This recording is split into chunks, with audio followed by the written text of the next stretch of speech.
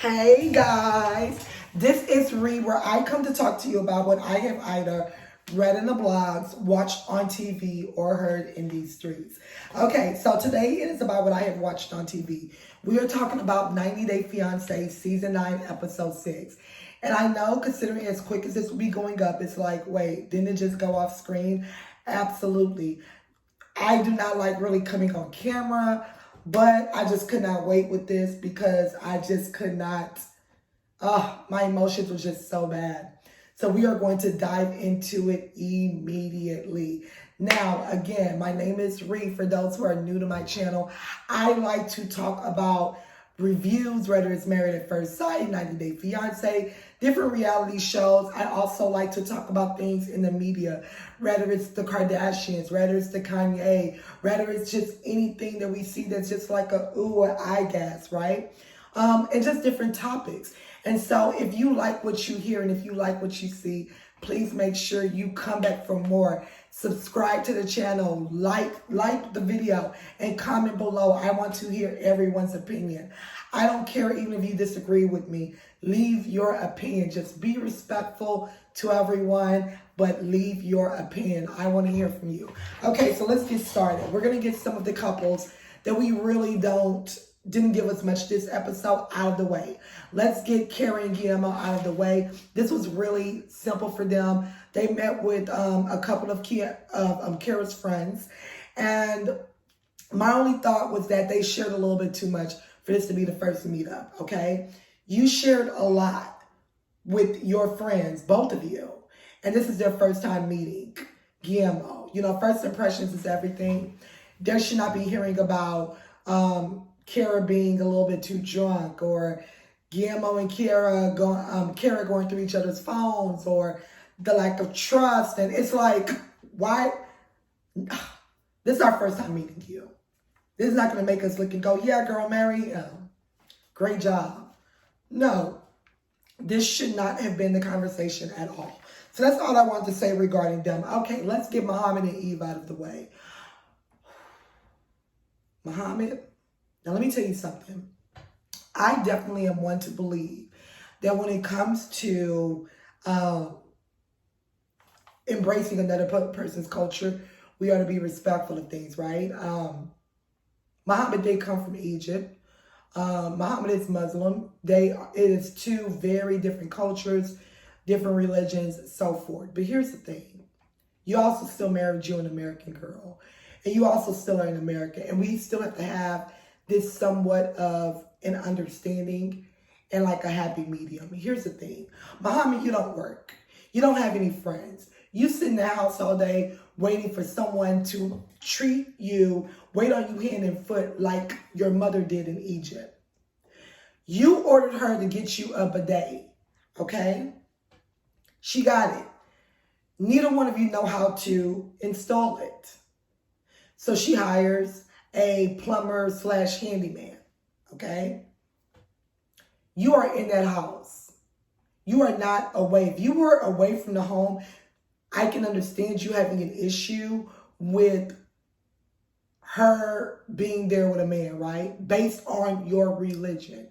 I can understand that. But you are in that home. You use the excuse of, well, a man can't trust to do something with the woman while you're in that home, Muhammad.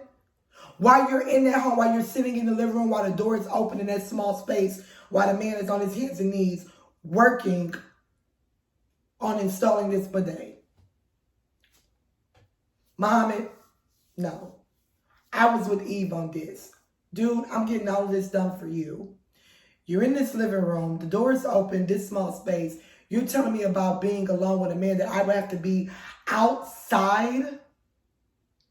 You've lost.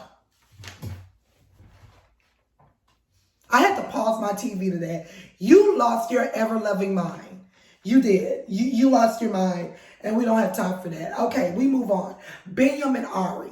Okay, Binyam is getting adjusted to the U.S.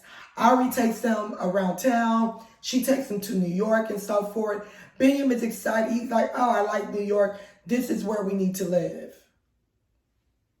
Binyam does not understand the cost of living in the U.S. especially on the East Coast. Jersey is expensive. New York is even more expensive than Jersey. He does not understand the cost of living. He goes on to say that he wants to be an MMA fighter. Okay. You can have goals as long as you're working first. Let that be your part-time thing until you get to where you need to go. But as far as full-time, you got a family to provide for. Okay? Some of the foreigners, when they get to the U.S., they have these unrealistic aspirations. And this is based off of the, America being known as the land of opportunities, right? Which in a way it is, but we still got to be realistic. There are Americans here that are trying to be MMA fighters, right? And boxers and so forth. It is a whole process. It takes time to get there. Are we supposed to starve until then? Should Ari be the sole provider until then? No. Binyam, be realistic. This reminds me of Natalie from Ukraine. When she, at 37 years old, is like, I want to be a model and an actress. And when they're like, well, you should still get a job. You can't go and tell me to go and work some job. You're trying to stop on my dreams. Girl, LA is filled. Them restaurants in LA is filled with people trying to get into Hollywood. Okay? Trying to be models and actors and actresses. And even they know that, hey, these bills still got to get paid. Hence the reason why they are waitresses and valet people and bartenders at clubs and things. You get what I'm saying? Just to name some of the jobs. Bottom line is they know that food still needs to be on the table, a roof still belongs on the head. But part-time, when we are away, when I don't got to work today, I can go to an audition. I can go to do my portfolio and things and get that together. You have to be realistic. Binyam, you were dancing, you were boxing, you were having all of those goals in Ethiopia. Binyam, you weren't even able to provide for your family in Ethiopia. And Africa doesn't even come to, Ethiopia for sure, does not come to half of the cost of living that it is in New York and New Jersey. And you weren't even able to provide there. You need to be realistic with things, okay? Like, it was Ari's parents that was taking care of you guys in Africa. And now you are on U.S. soil. And you're not being realistic with things. I'm with Ari. And this episode, I understood her frustration.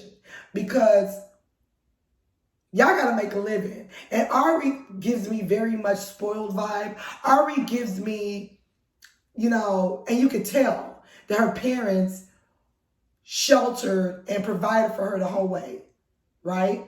Like, you could tell that. Hence the reason she was traveling everywhere, right? So her and Emily, the one that's with Kobe, same situation. You could tell that the family cared for them for the most part. And now she's stressing because it's like, wait, like, I got to take over all these bills that I was so used to for the last couple of years my parents was doing. And now I got to do it by myself because my man can't work. And then him working, he's telling me about being an MMA fighter. Yeah, I would be stressed out with you as well. Okay, we move on. Jabriya and Miona. Jabriya and Miona. Miona does laundry with Jabriya's mom. Jabriya's mom decides that she wants to tell Miona how to dress. First, she starts it off with watching how she dressed here in the U.S. Speaking, like, trying to make this a culture thing. Well, I'm so glad that Miona got her together and said, listen, how I dress has nothing to do with who I am as a person. And I would expect those in the 21st century to know that. Okay, period. Then that's when Jabriya mom goes, well, you know what?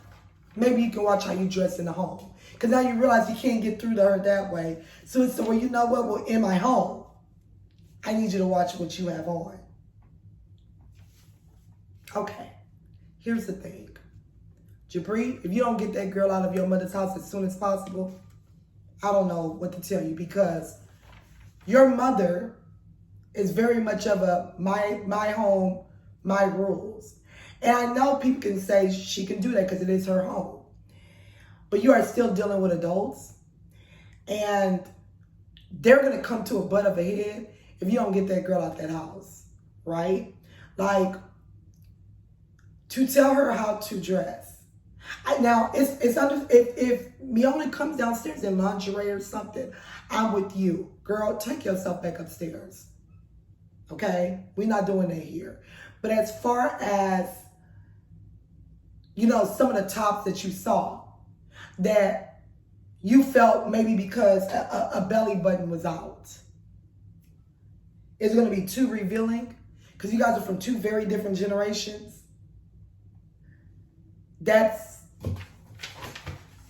You're doing too much, is all I'm going to say. You're doing too much. But here's the thing. Jabri goes to talk to the mom. Jabri is an instigator. You start off where it's like, hey, you know what? Like, it's not fair that you are coming at Miona like this regarding her wardrobe, right? You're going through her laundry you're going through her clothes as you guys are supposed to be doing laundry. Okay. But then Jabri then goes, hey, you know what? Miona's trying to force me to move. Miona's this, Miona's that. You start telling her all of these arguments and these private things going on between you and Miona. When honestly, Jabri, like, honestly, I'm going to blame this on you. And let me tell you why. Miona told you before she left Syria, that I want to live X, Y, and Z. I'm not trying to be in South Dakota, this and that. If I wanted that, I'll stay over here. Okay? You're the one that said to her, oh, this will be very small. This will be very temporary. Now you bring her out here and you're trying to convince her to stay longer. You're going against what you promised her before she got on that plane. And you're trying to blame Miona for that. You're just as ridiculous as Mom Dukes when it comes to that girl. And Miona's going to blow a casket soon. And you are instigating more. So now you're giving your mother more fuel not to like her. I don't know what you plan to get out of that. But that was ridiculous. And as far as the mom saying that Miona should have said something to her and that it's very fake of her, that she acted like it was okay and that, you know, now she has an issue. No, she was being respectful. She didn't act like it was okay. She was just like, you know, okay, like, you know, whatever. She was being respectful because you're still his mother and you guys are still getting to know one another. So she took it back to her significant other, who is your son, to maybe address it in a way where she doesn't come off offensive, even though you are blatantly offending her. I'm sick of Jabri and his mother. I'm telling you that right now. I'm sick of them. Patrick and Thais. Okay? So Thais is inside the house. And John, the brother, is having beer. 6 in the morning. Like early in the morning for breakfast, he's having a beer. Now, here's my thing. The way that John acted, he had more than one beer. He had more than one beer. I'm convinced of it. Because he had such a very sluggish behavior in the morning, right? So you can tell that he was definitely, I'm not going to say he was drunk, but he definitely was a little inebriated. This is just my thoughts, okay? He was very defensive. And I think the problem is that John, what I'm gathering from John through their interactions is he already knows that Thais is against him living there, right? John is defensive because it's like, you're trying to take my brother away from me. You're trying to get me out of this house. And honestly, the trauma that is between John and Patrick, based on their upbringing, that trauma is what has bonded them. Because they come from dysfunction.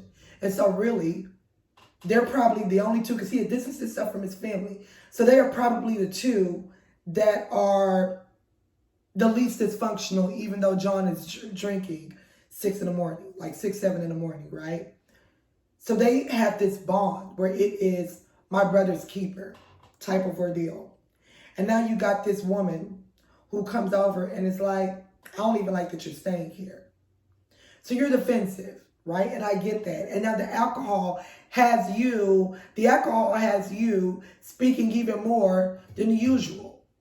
You done went, dropped meat on the floor. You're picking it back up, trying to act like y'all gonna eat that. You've lost your mind after you drop that on the floor. If it's good enough for me, it's good enough for you. What? You sound ridiculous. Okay? So that was one. They go do a little golfing or whatnot. They're getting along, so to speak. He's talking to Patrick now, just the two of them. And Pat is like, listen, you both are getting off to a rough start. You guys have to figure this out, right? And I feel like it's their fear. And here's the thing. Pat is like, well, people have baggage and Thais needs to understand that she'll love John. Hopefully she'll be able to love John the way that I love John. Because, yeah, you know, I accept John for who he is. Like, yeah, he's, like, basically, yeah, he's a drunk.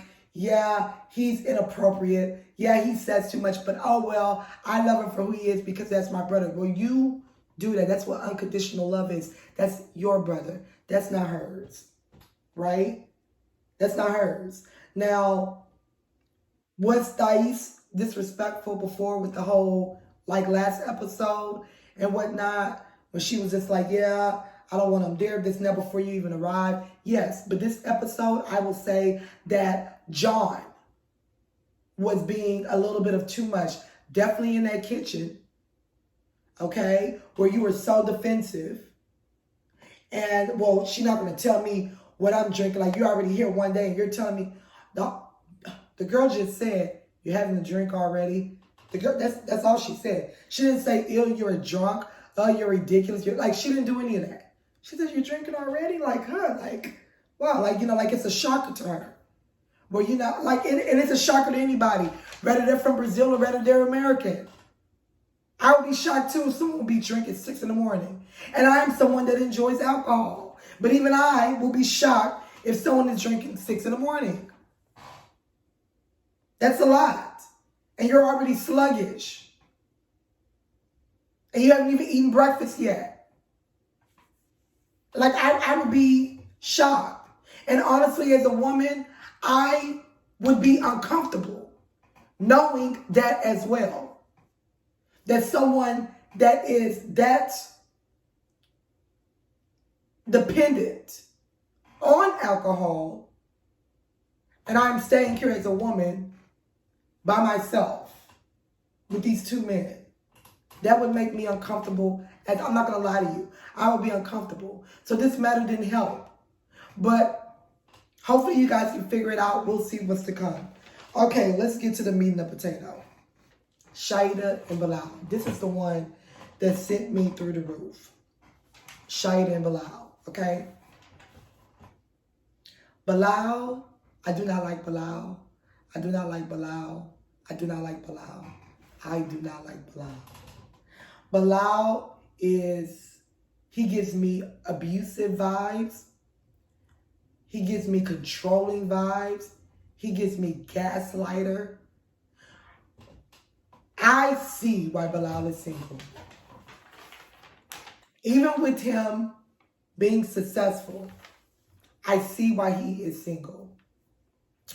So Bilal explains to Shaida that today she's going to meet the ex-wife and she's going to come with them to Juma, where I guess it's one of the ceremonies or it's a service within their Muslim community.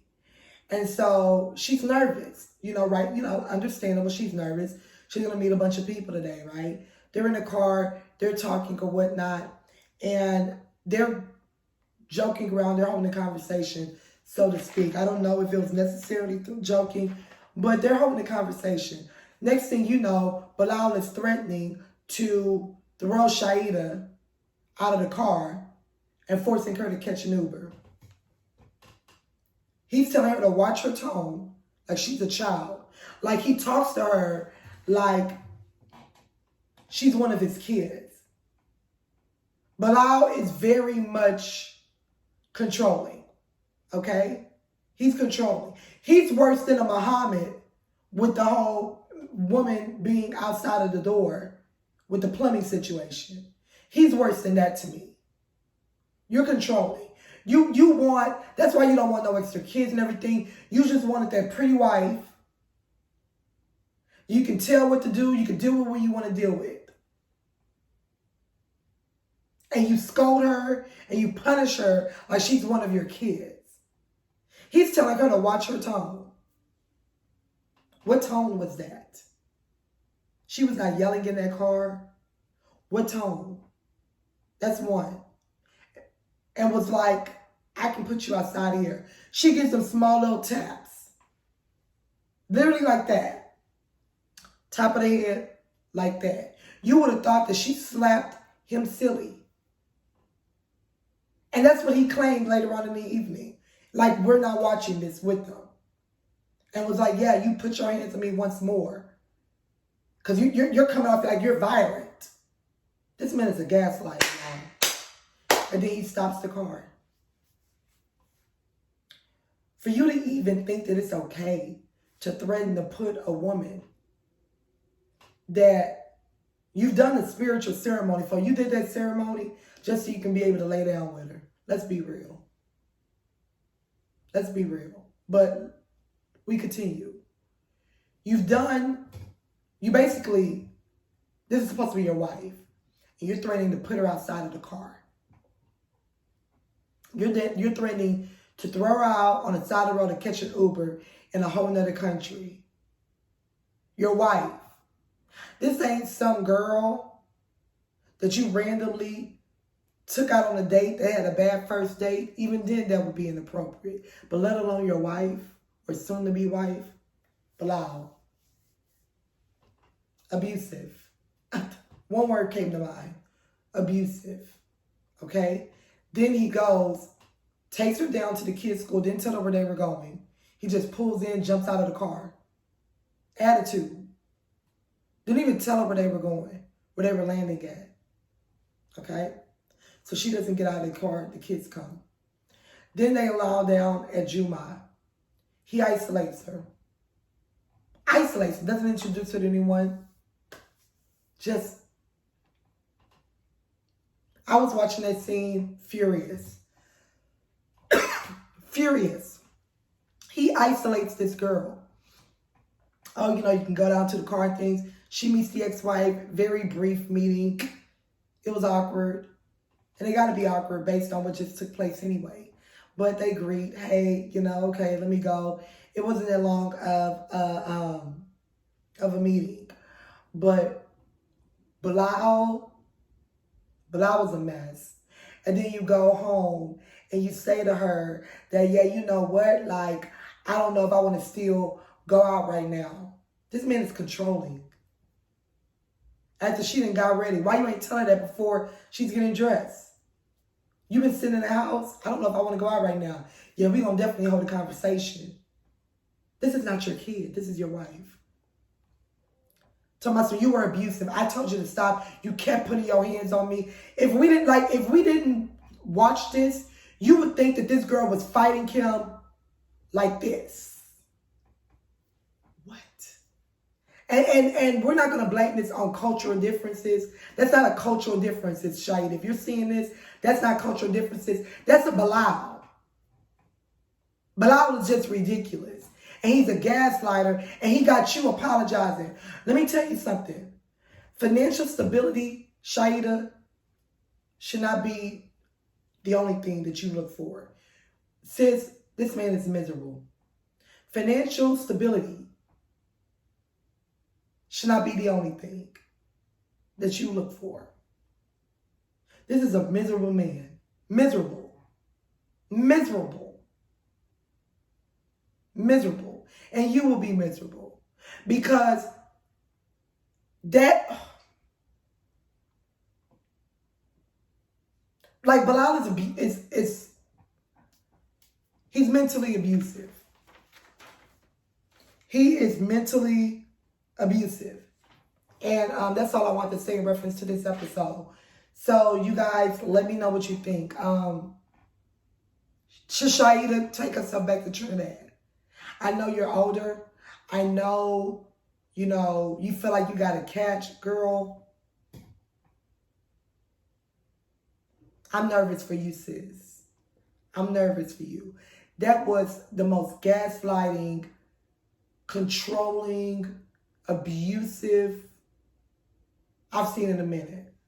Well, of course, it's Married at First Sight stuff, but we're on another show. But that is, I can't.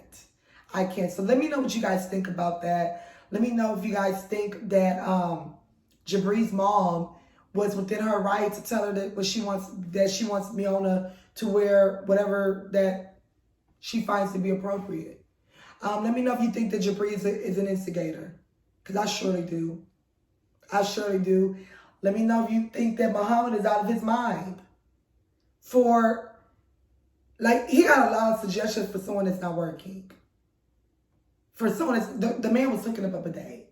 Let me know if you think that Binyam needs realistic goals at this moment in order to provide for his family. Let me know. It's a lot of miserable couples on 90 Day Fiance this season. Miserable. I can't. Okay, well, make sure you like, comment, and subscribe, and I will talk to you guys later. Bye.